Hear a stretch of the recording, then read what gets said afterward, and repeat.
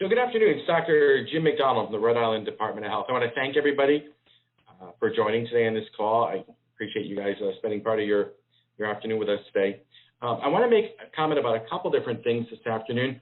First, I want to talk about something called Crisis Standard of Care Guidelines for Hospitals. So this is new for Rhode Island, and we came out with a Crisis Standard of Care Guideline document that the Department of Health has created in partnership with all the hospitals in the state. A crisis standard of care guideline, just to put that in plain terms, we normally have a community standard of care. In other words, everyone goes to the hospital and gets treated a certain way and expected, but that's assuming we have the same amount of resources we have all the time. And during this conventional time, we all expect a certain standard of care, and that's where we are right now. There is no alteration of the standard of care in Rhode Island right now. When we look about a pandemic or a time of any disaster, but the pandemic is first and foremost in front of us, it's important that we have a plan in place in case we get to an unexpected place in this pandemic where we would need to alter what would be considered the standard of care. So that's why this crisis standard of care document was created in Rhode Island. And we've done what a lot of other states have done as well, is create a guidance document for people to go with. So as they came upon these situations and have a plan to address it. It's important to note that we are not anywhere near implementing crisis standards of care guidelines in Rhode Island now. I do not foresee us implementing this during the pandemic. The guidance document that was created was done so in case we needed it, so people had a place to go. We've been working on this for quite some time here. Just keep in mind, though, that it's a solemn duty that Department of Health has to do with hospitals to always take care of our patients to the best available care possible. One of the essential items about the crisis standard of care document, it was built on a principle called distributive justice. If you've been following the health department for any length of time, you know that justice is important to us. Health equity is important to us. These are core values that are unshakable for us. So this is built in to this document. That allocation of any resource, whether it's a ventilator or ICU bed or any resource, will never be influenced by any factors such as race, gender, socioeconomic status, or sexual identity. And whatever system we have has to be built on equity and fairness to be consistent for everybody. And when you do a uniform allocation like this, it's fair for everybody. And if you look at the system, and I know that we sent out to you a 34-page document, which I imagine a lot of people were saying, well, that's pretty complicated here. And I just want to draw your attention to something called SOFA scores. And I'm assuming SOFA scores is a new concept for everybody. And I just want to spend a moment on that. SOFA is an acronym, and it stands for Sequential Organ Failure Assessment.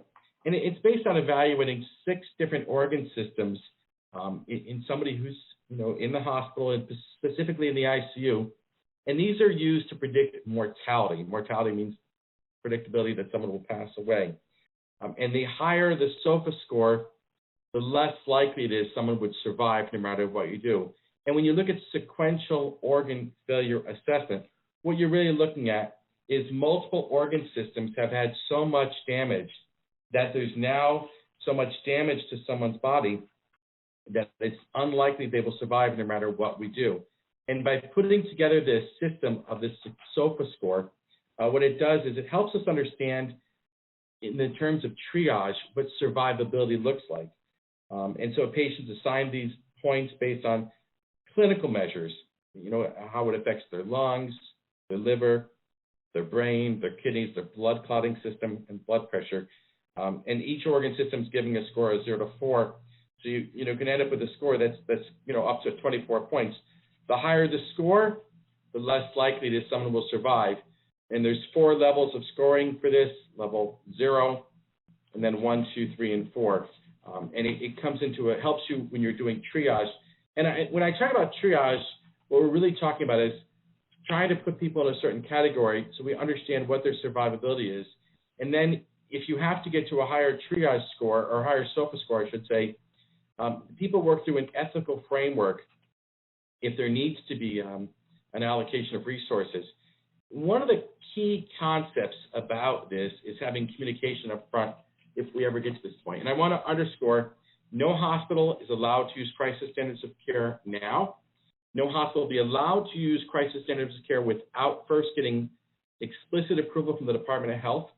And it's very important to understand that if there's a time when crisis standards of care are implemented, which we do not see them being implemented during this pandemic, they will only be implemented for the shortest period of time as possible. And that will mean that we have exhausted all state resources and all regional resources as well. So the crisis standard of care document was made to create an ethical framework, but is certainly not something that we need to be worried about being implemented anytime soon in Rhode Island. So, you know, I just think it's a high-level ethical document that was well put together. We appreciate the partnership with all the acute care hospitals throughout the state. The hospital station of Rhode Island was very helpful as well, and there was many other folks who worked with this as well, and we really appreciate that. The second item I want to address, I want to talk about our data a little bit. And we do give a data briefing every day. I'd like to give you some data about ours today. So today we have 374 new cases of COVID-19. This brings our case count to a total of 8,621. Regrettably, 15 Rhode Islanders have passed away. So that's always hard for me to say. Rhode Island's number of COVID-19 associated fatalities is now 266. And we have the data summary online. Folks can see that if they need to. I do want to talk a little bit too about how we changed a little bit how we're collecting how we're reporting our data and collecting our data. So the Department of Health and hospitals are now using an updated COVID-19 reporting system. Now keep in mind, we're at day 61 of the pandemic in Rhode Island, day 123 in the planet, since it was the first patients were sick in China. But I always like to give context of where we are in Rhode Island at day 61 here. And keep in mind, in the beginning of the pandemic, we had to build a hospital reporting system urgently and kind of on the fly. And we built a reporting system when we had a number of hospitalizations that were in single digits. It was built for us to get these reports rather quickly, and people were hospitalized because of COVID-19. So we're now testing an enormous amount of people every day. In hospitals, I'm now screening every patient lifespan, and women and infants, for example, is screening every single patient who comes into the hospital for any reason for COVID-19. It was interesting. I was just sharing some email with Rhode Island Hospital. You know, in the Miriam and Rhode Island Hospital, they're averaging about 10 people a week who are admitted to the hospital, not because of COVID-19, but actually with COVID-19. So they're admitted for a different reason. It may be a behavioral health diagnosis, it may be diabetes, having some problems they're out of whack, and they happen to have COVID-19. And because they're testing everyone, because we have expanded our testing capacity, they're actually finding these patients here. So I think it's an important caveat. We had to have that system to accommodate that, but now we have a different system. And I think what's important to remember is when you look at the data in our new system, you will see a mild increase in the hospitalizations day over day, but yet we're seeing hundreds of new cases every day. But the percentage of positive cases who are hospitalized is steady, and this is because we're seeing more people going to the hospital. One of the things I just want to put in context is when you think about the original data reporting system we had, it was built by infectious disease physicians who were helping us out in the beginning to actually give us a daily update on what they knew clinically was going on in the hospitals. What we've done is now built a computerized automated system that will serve us throughout the duration of the pandemic. You know, I think of it this way. In the beginning, it was a sprint. Now we're in a marathon. And what we needed to do was build a system for the complete duration of the pandemic for years to come that's going to measure not only people in the hospital, but other comorbidities, other attributes that we'll be able to answer more significant public health questions on. I do want to talk about the difference in the numbers here. We have been doing active surveillance of hospitalized patients with laboratory confirmed 19. But one of the things we're really getting to see now with hospitals screening every patient is we're finding patients who happen to have COVID-19 virus. Maybe they were asymptomatic, as opposed to people who were admitted because of that. And that's part of what's explaining the difference in our new automated system, because it gets the laboratory data and counts everybody here. So that's part of why there's a big difference here. One of the things I just do want to mention is we are transitioning to this HIRS, this electronic system, HIRS is the acronym, for more accurate data and easier reporting for the hospitals. So the hospitals can report the data to us in an automated system, which Since it's grown and the data reporting is much more significant, we're trying to make it not just easier for the hospitals, but also easier for public health professionals like ourselves. So the hospital incident reporting system, or HERS, allows the hospitals to report that lab-confirmed COVID-19 hospitalization in a more streamlined manner.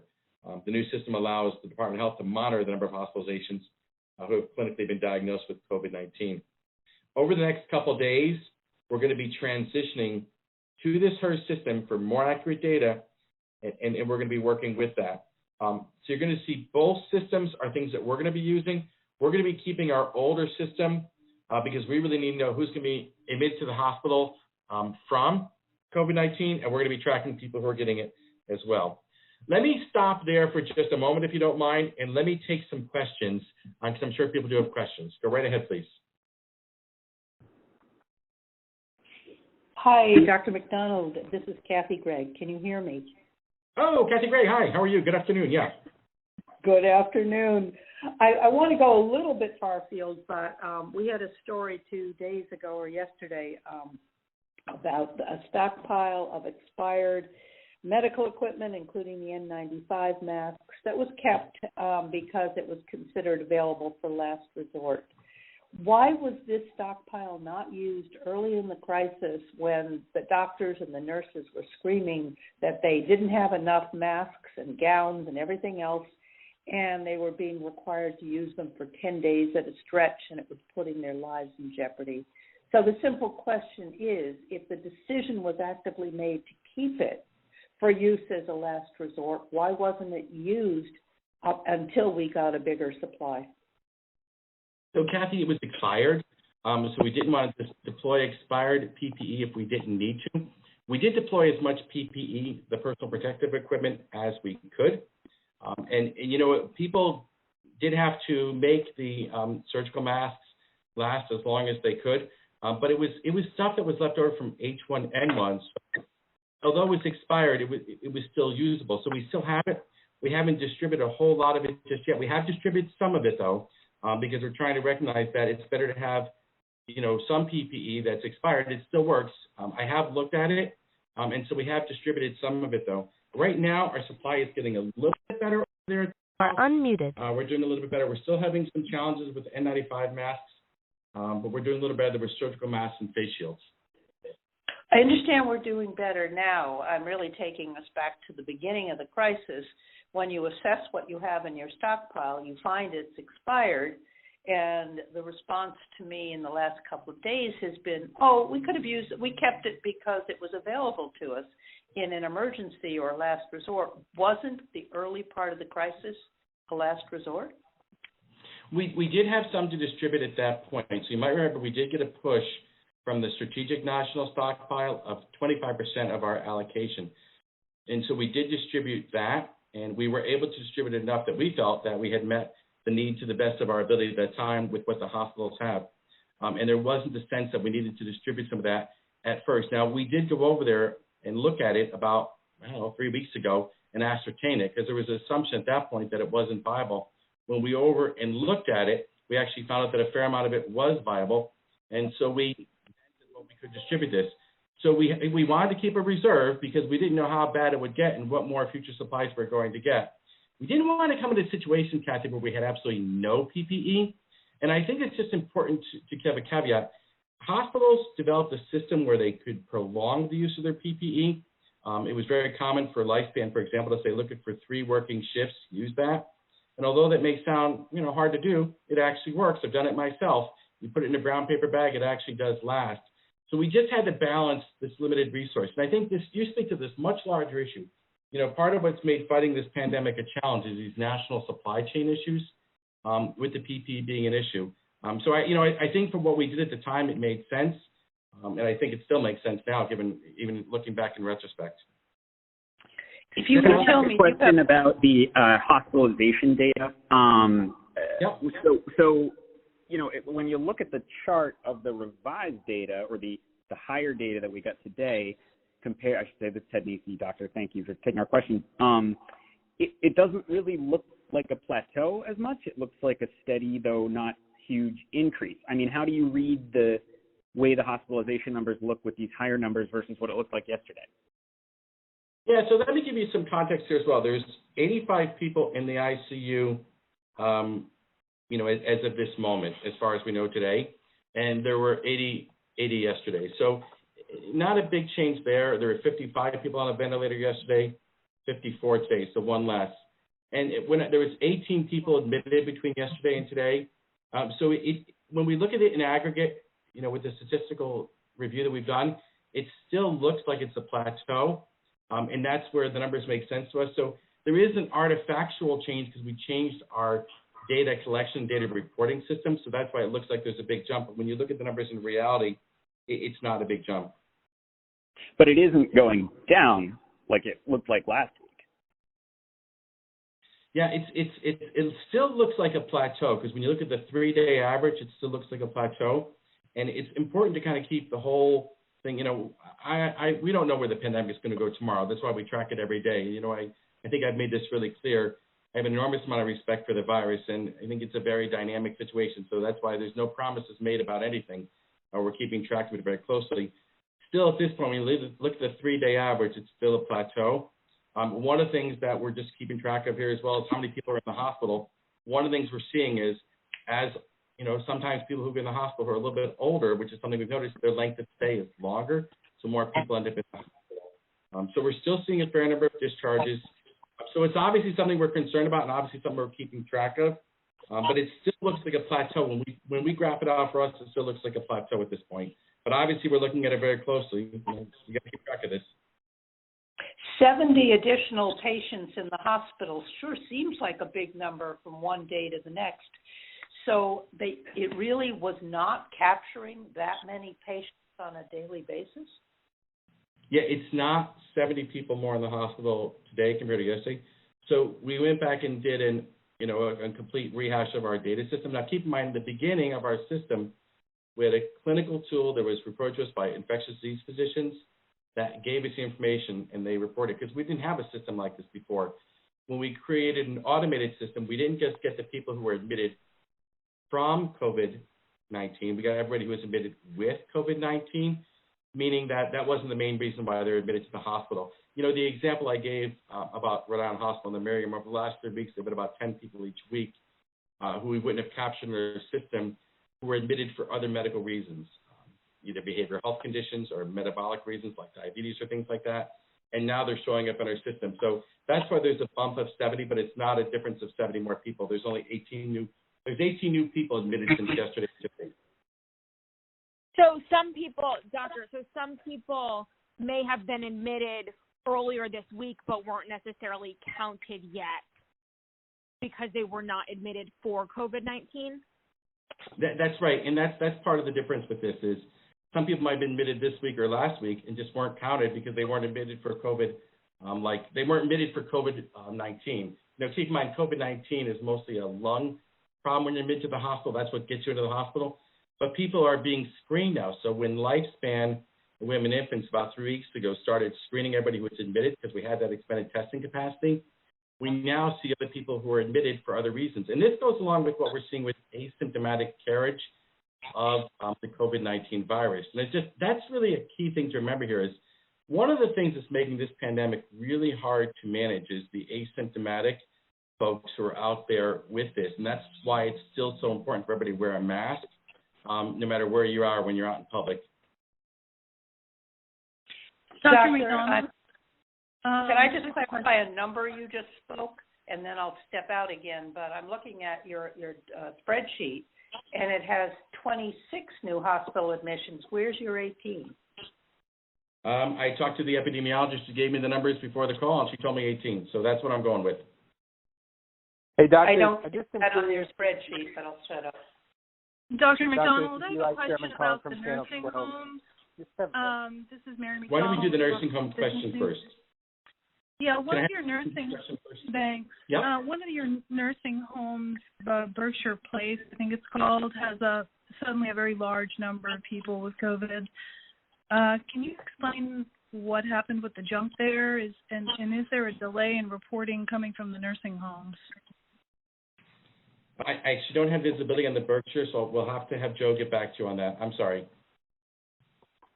Okay, if you could, yeah, it went to over 100, and then also if he answers with an email, can you explain that when you have a nursing home with a large number of infected people like that, is there any steps being taken to remove the other people who are not infected to protect them?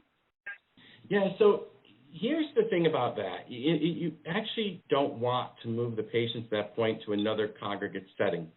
And the reason why that is, when people are in a nursing home and there's a lot of other patients there, we have to consider the other patients could have been exposed. So one of the things we're doing is we're actually testing all the other residents who are in the nursing home as well as all the staff. So we're doing that. And one of the things you don't want to do is you don't want to move nursing home residents unless you need to, because they're medically fragile to begin with. So there is this transfer trauma you have to be really careful about. Now, if people want to bring them home, they can do that, but they still need to quarantine for 14 days. One of the things that we've done recently with the National Guard is the National Guard has stood up a congregate care team, and they've gone into several nursing homes so far, done enhanced training on personal protective equipment, and enhanced training on infection prevention, and that's been very helpful. They've been in Oak Hill Center, they've been in the Veterans Home, and they went to more yesterday, and they're going to more today. And I think that is a very nice thing that we're doing to help that. But you just can't take the folks out of the nursing home and put them to other nursing homes because they've been exposed. Even though they're tested, we have to wait and get the test results back. But keep in mind, because of that incubation period of 2 to 14 days, even if we test someone today and they're negative, we still have to watch them throughout the rest of that 14-day period to make sure they don't develop the symptoms. So you really have to be careful about moving folks at that point. And just so I know who to get back to on that question, I didn't catch your phone number is 508. That's okay. Yeah, it's Mary McDonald at the Providence Business News. Oh, Mary McDonald, same last name as me. That should be easy for me to remember. Thank you. Sort of. MHC. Oh, yeah. Well, I'm an MC, but who knows? You know, I mean, we're so closely related in Scotland. Thank you. Hey, Doctor, it's Eli Sherman from Channel 12. I just am curious on the hospitalization numbers. It sounds like you're capturing more people who are in the hospital for other reasons. Are these people who have been in the hospital already that may have contracted the disease there while they've been admitted? Yeah, we're not seeing that. In other words, you're talking about a hospital-acquired infection, and that's not what we're seeing. What we're seeing is people being admitted to the hospital for other reasons and being tested. And then with our new reporting system, the new automated system we have, it's now capturing all those people in retrospect, and that's why there's the big jump. But we're not seeing hospital-acquired infections. That's something we monitor for. And why that's important is obviously you don't want to have people in the hospital getting sick with new infections. So hospital-acquired infections is something we have to keep track of. So what samples did you have from somebody 3 or 4 weeks ago that you're now testing that shows you that they had COVID when they were admitted? So they were tested then, but we're just getting those results into our automated reporting system now is what I was trying to get across. They were still sampled the same way. In other words, they're still having the nasopharyngeal swab that everyone else does. But what's happened is because this new automated system that we've gone to has now captured all this data, that's where we're learning about this.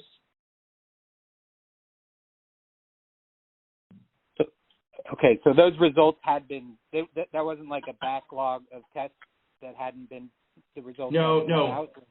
No, it's not a backlog in the hospitals. The hospitals are actually pretty good about getting tests done. Like the hospitals, Rhode Island Hospital in particular does their own testing, and a lot of the other hospitals are now doing that as well. We've done some test kit distribution to help them do that. We've given every hospital who wanted one the Abbott ID test and the cartridges to go with it. And Rhode Island Hospital in particular has 2 ways of doing testing. So Rhode Island Hospital in particular is getting their testing done the same day. And same for the Miriam as well. They're doing pretty good, that kind of thing. It's really just a change in how we were collecting our data. And keep in mind, think of it this way. The infectious disease doctors weren't working on people who weren't, symptomatic with this problem and didn't know of them. It was just they're working on the symptomatic and working that. They didn't know about those folks. And the automated system doesn't really follow your clinical course. It's just a computer that connects lab data right back to us right away. So those people would have been captured as part of the positive tests that were put out each day. It just wouldn't have come out that they were also in the hospital. Am I understanding That's that correctly? Right. Yep. Okay. You've got it exactly right. Yep. How do you backdate the data to reflect that if you only now have an automated system? Well, so I'm excited now that we have an on-demand system because a lot of states are still trying to figure this out. So I'm happy that we've come this far with this. So over the next few days, what we're going to be doing is going back and looking at our data so we can make sure all the models make sense and make sure everything is on target. But that's something we have to do over the next few days.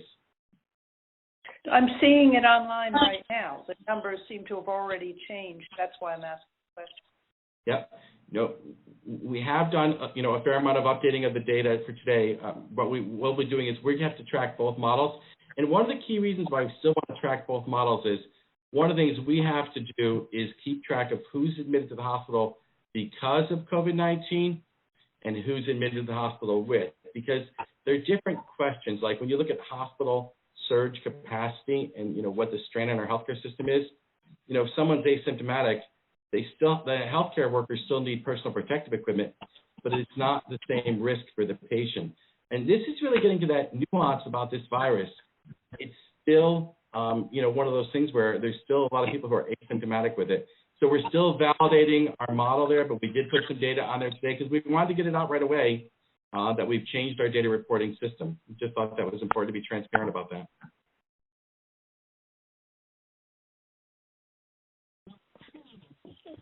I'll ask another, if I may.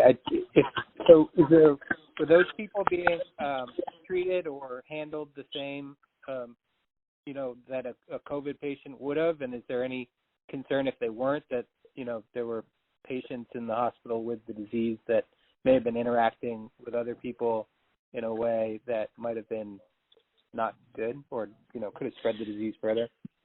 Yeah, so one of the nice things about screening patients coming into the hospital is you actually know the patient's COVID status right up front.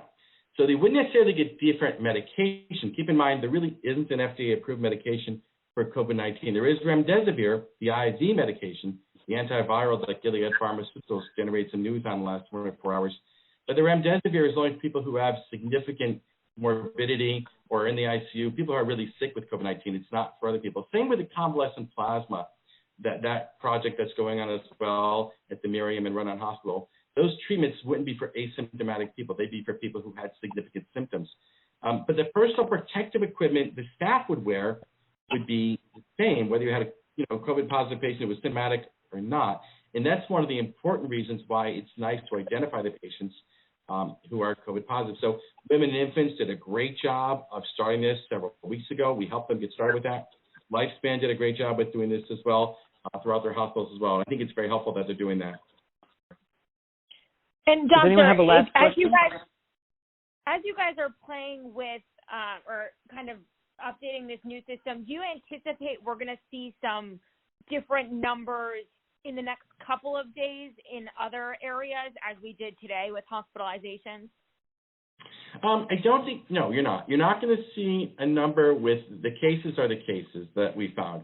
And the deaths are the deaths. And keep in mind, with deaths, we've already reported deaths of people who died with COVID-19. And when we report cases, we don't, our cases are everyone who's tested positive, whether they were symptomatic or not. Generally, we're not testing asymptomatic people, but we still know about 85 to 90% of people who have COVID still have a pretty mild course in this. What's really new about this is, and I think this is where it just reflects the update in our system, is we've really been working on just reporting the people who were symptomatic that we knew about, who had clinical COVID-19, if you'll accept the expression of clinical COVID-19. But we didn't find the people who were asymptomatic. And now that we're having that, I feel like this is a better system because we're more knowledgeable about what we have. And then over the next several days, we're going to be separating it out to who is actually in the hospital because of COVID-19 and who happens to be in there with COVID-19. So that's what you can look forward to, is more data transparency about that. And that'll help us better understand how to manage the pandemic.